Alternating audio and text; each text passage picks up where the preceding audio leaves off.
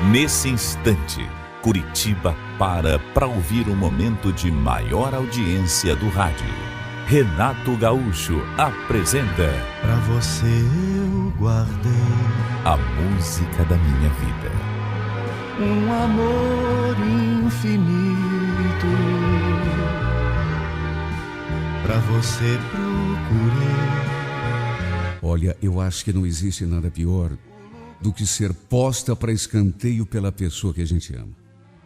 Principalmente quando acontece de repente, assim do nada. Eu e o Bruno, por exemplo, meu Deus, a gente estava tão bem. Pelo menos era o que eu pensava. Tínhamos, inclusive, feito amor na noite anterior, do modo mais apaixonado possível.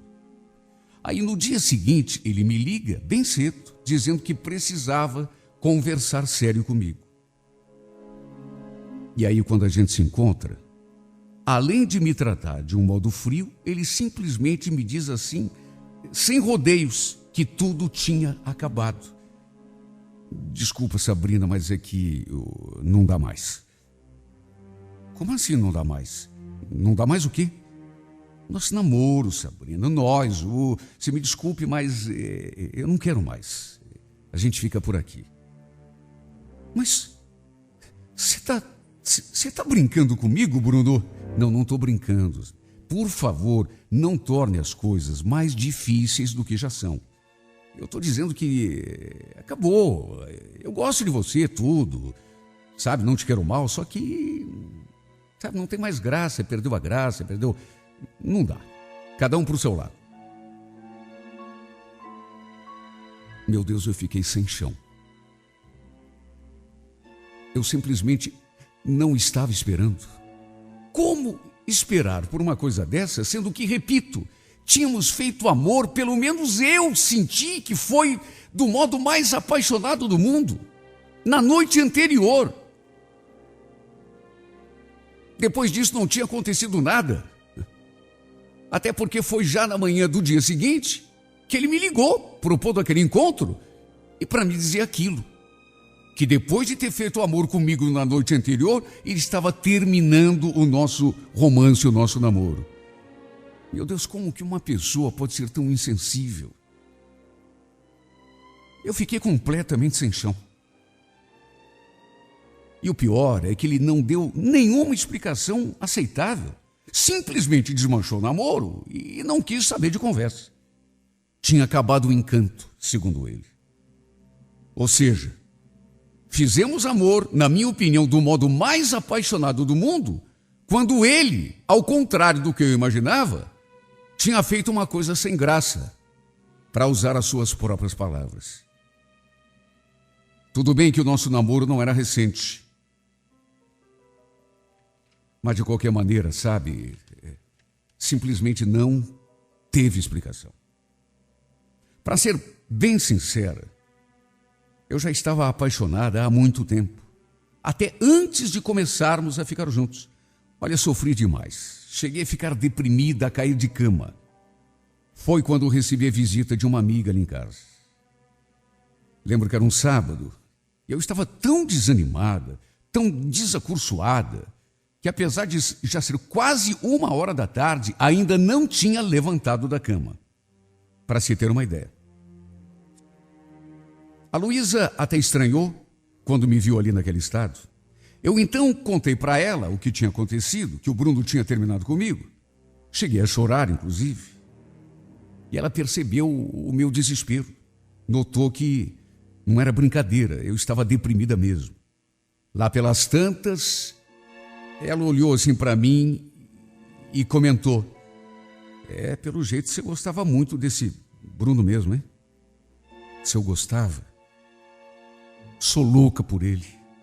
Sou capaz de fazer qualquer coisa para ele voltar para mim. E você ainda me pergunta se eu gostava? Eu estou sofrendo muito, Luísa. Ela ficou olhando para mim com aquela cara de pena, em silêncio durante algum tempo, até que a certa altura perguntou: isso que você falou agora é verdade mesmo? Que você seria capaz de fazer qualquer coisa para ter ele de volta? É claro que sim. Eu estou com cara de quem está brincando, Luísa. Mas por que você está perguntando isso? Não, nada. Foi uma ideia que me deu aqui na cabeça. É que lá perto de casa tem uma mulher que faz uns benzimentos, uns trabalhos, sabe? Ela então me contou que, entre outras coisas, essa tal mulher que morava lá perto da casa dela ajudava as pessoas também, tipo, a reconquistar um amor perdido, a alcançar uma graça, a tirar mal olhado, a ter sorte no amor, nos negócios, essas coisas. Ela foi falando e eu fui prestando atenção, ficando cada vez mais interessada, até que de repente ela perguntou: se por acaso tem alguma peça de roupa desse teu ex-namorado aí, uma camisa, uma meia, qualquer coisa. Para minha sorte, o Bruno tinha deixado algumas coisas ali em casa. Se eu não estivesse enganada, devia ter pelo menos uma camisa dele ali no meu armário. Depois que terminou o namoro, ele nem se lembrou de pedir de volta. Fui conferir e realmente estava lá. A minha amiga então falou que eu devia ir à casa dessa tal mulher, se prontificou a ir comigo se eu quisesse, inclusive, e pedi para ela fazer um benzimento na camisa do Bruno. Quem sabe, com as devidas orações, providências que a tal mulher ia tomar, ele acabasse voltando para mim. Olha, eu, para ser bem franca, nunca levei muita fé nesse tipo de subterfúgio, digamos assim. Só que, na hora do desespero, a gente se agarra a qualquer fiozinho de esperança. Segundo a Luísa, essa velha era realmente muito boa. Ela era muito conhecida no bairro onde ela morava. Eu fiquei tão animada, tão esperançosa, que acabei indo naquele sábado mesmo. No fim, a Luísa não pôde ir comigo, tinha um compromisso naquele sábado, mas me passou o endereço e eu fui até lá. Pensei que fosse me deparar com algum tipo de consultório, algum lugar assim diferenciado, mas não, era uma casa como outra qualquer. Até pensei que tivesse errado de endereço, só que não, era ali mesmo. Uma pessoa me recebeu, uma moça, eu então expliquei que queria falar com a mulher que fazia as curas, e ela me levou até um cômodo da casa e me pediu para esperar que eu já seria atendido. No que entrei, reparei que tinha um rapaz sentado num dos sofás que estavam ali. Ele se voltou na minha direção na mesma hora, só que não falou nada. Eu também fiquei na minha. Sentei num outro sofá, bem diante dele, e fiquei ali em silêncio. De repente, eu distraída, ele puxou conversa. Você também veio se benzer com a dona Iracema? Me benzer? Sim, vim.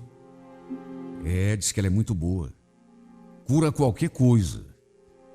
Eu, por exemplo, estou com uma dor nas costas aqui que, olha, nem massagem resolveu. Está me matando. Mas você está sentindo alguma dor, algum desconforto? Confesso que eu fiquei meio encabulada para contar o verdadeiro motivo da minha presença ali. Sim, porque ele contou que estava com um problema de saúde, um desconforto. Eu fiquei meio intimidada, e até com vergonha de dizer que estava ali para ver se conseguia recuperar um amor perdido. Meu namorado, vamos convir. Eram coisas completamente diferentes. Por isso menti. Falei que estava com uma dor de cabeça terrível, uma enxaqueca que não me dava trégua há alguns dias. O fato é que, enquanto esperávamos ser atendidos, ficamos ali conversando. E eu achei esse rapaz tão simpático, tão descontraído e tão assim amigável, tem bem-humorado, que até aquela minha ansiedade foi embora, aquela minha angústia. Por momentos eu cheguei a esquecer do meu sofrimento. Ele conseguiu até me fazer sorrir, coisa que eu não fazia desde que o Bruno tinha terminado tudo comigo. Repito, é um rapaz muito simpático, super bem-humorado, sem contar que também era bonito. Achei até graça. Estava ali por causa do Bruno, para ver se aquela mulher dava um jeito de fazê-lo voltar para mim. E de repente me pego reparando naquele rapaz, achando ele bonito, engraçado, bem-humorado, simpático. De repente vieram chamá-lo. A dona Iracema iria atendê-lo. Ele então se despediu de mim com um sorriso e se foi, enquanto eu fiquei ali esperando a minha vez de ser atendida. E quando chegou a minha vez, quando me vi diante daquela velha, ela quis saber o que estava me afligindo e eu contei tudo, desde o começo. Falei, inclusive, que tinha sido a minha amiga quem havia me indicado aquele lugar. Falei do fim do namoro, do quanto estava sofrendo e que estava ali para que ela fizesse um benzimento, uma oração, um trabalho, sei lá, para trazer o meu amado de volta. Aproveitei e tirei a camisa do Bruno da bolsa que eu tinha levado. Só que, antes de pegar a camisa, a blusa, ela ficou olhando para mim meio pensativa. Depois perguntou: "Você tem certeza de que gosta mesmo desse rapaz? Que quer ter ele de volta mesmo?" Respondi sem pestanejar: "É claro, claro que tem."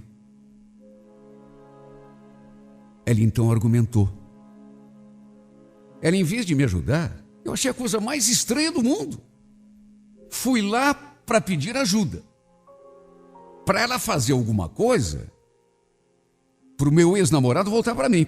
Só que, quando eu comecei a conversar com ela, parecia até que ela queria me fazer desistir.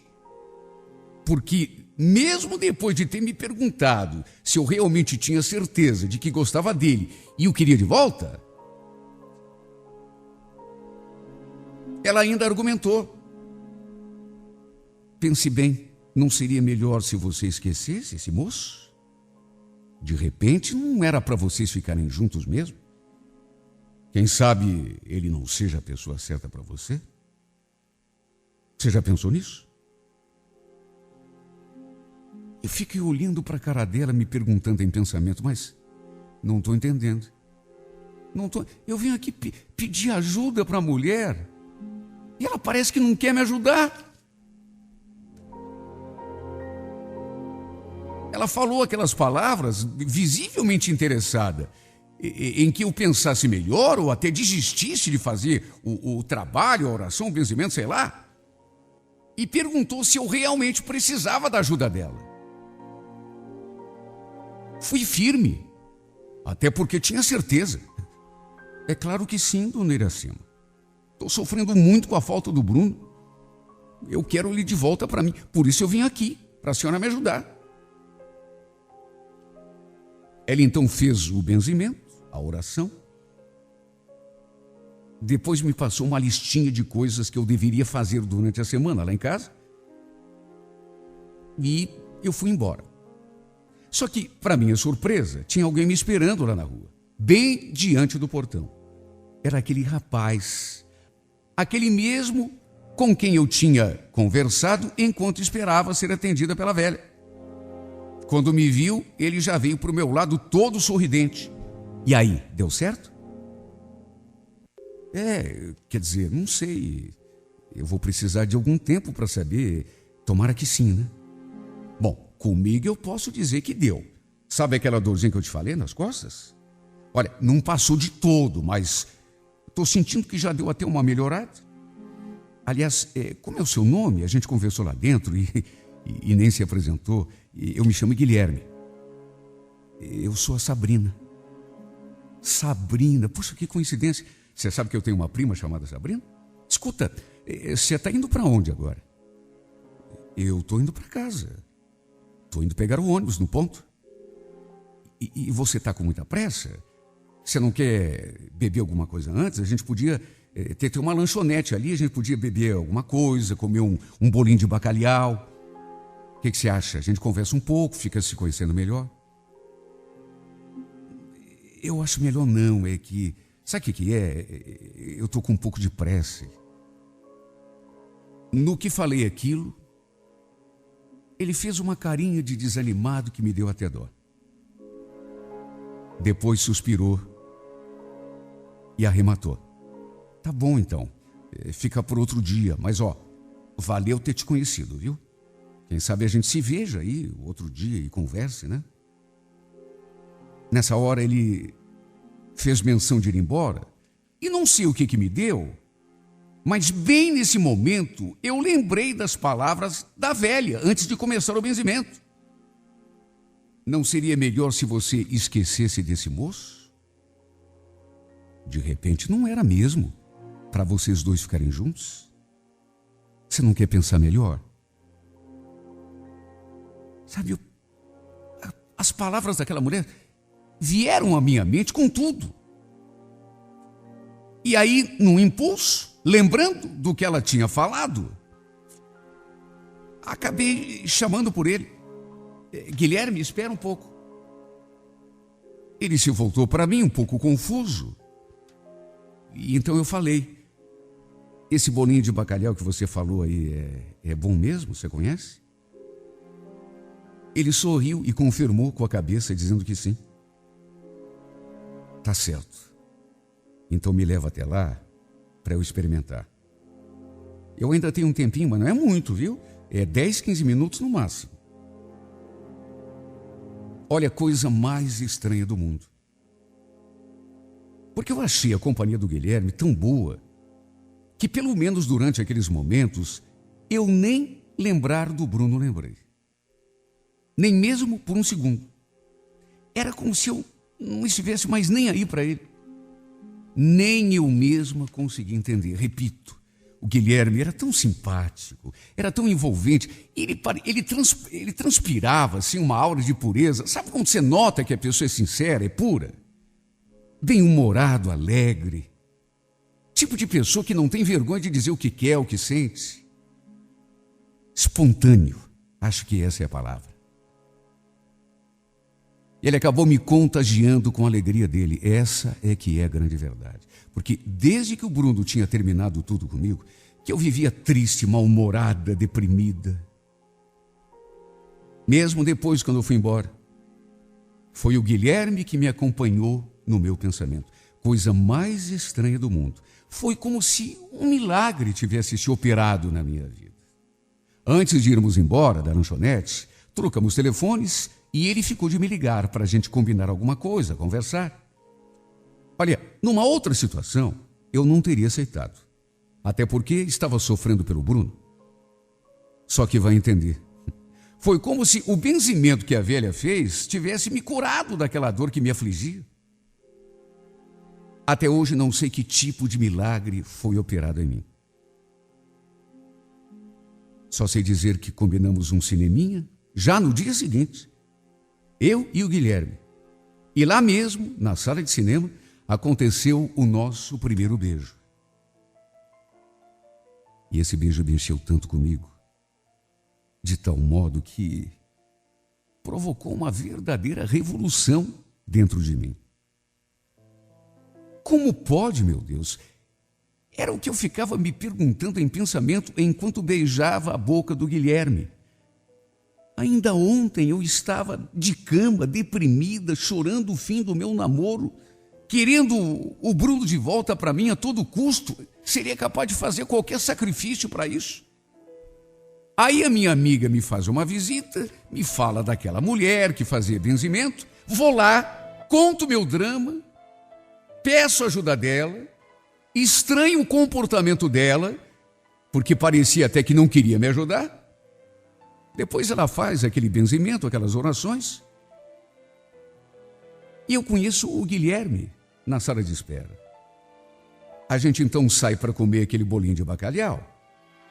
Depois combina um cineminha. Acontece nosso primeiro beijo. E como que num passe de mágica, parece que a minha vida se transformou por completo. Simplesmente inesquecível.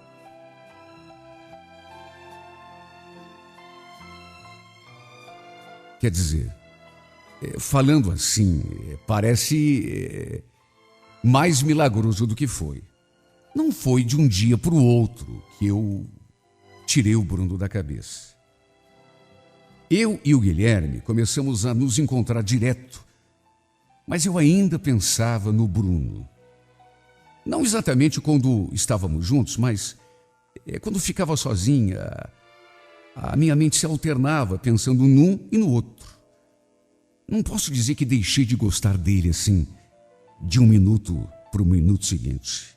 Só que não sei explicar aquela depressão, aquele peso, aquela tristeza.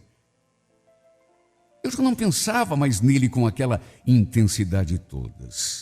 Já não tinha mais aquele sofrimento, aquela dor no peito. Sentia ainda uma pontinha de ressentimento, de saudade, mas nada parecido como antes.